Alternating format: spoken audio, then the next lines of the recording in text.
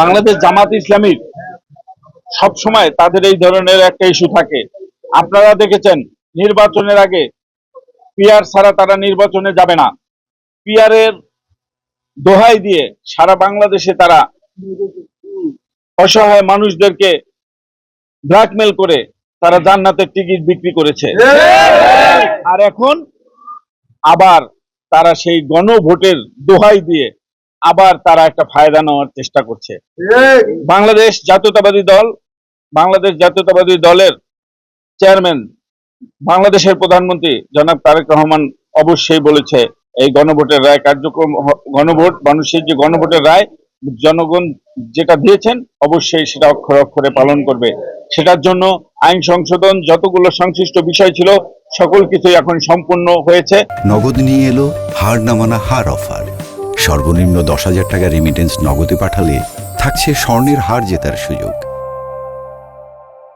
এটা সময়ের ব্যাপার মাত্র। এটা নিয়ে জামাত যেটা পুঁজি করার চেষ্টা করতেছে সেইখানে তারা ব্যর্থ হবে। আমি উদারত আহ্বান জানাচ্ছি বাংলাদেশের মানুষের কাছে ধৈর্য ধারণ করতে হবে। এ সকল অপপ্রচারকারীদের কথা কানে নিতে না করার জন্য আমি বাংলাদেশের সকল নাগরিকদের অনুরোধ জানাচ্ছি। ধন্যবাদ।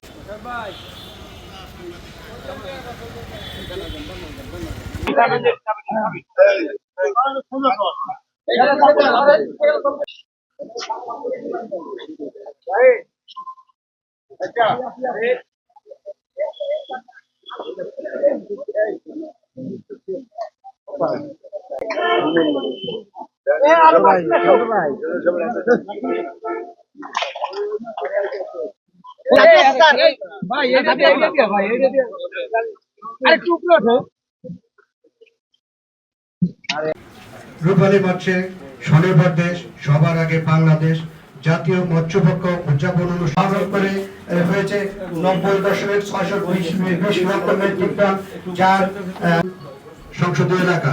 এছাড়া বিশেষ অতিথি হিসেবে উপস্থিত আছেন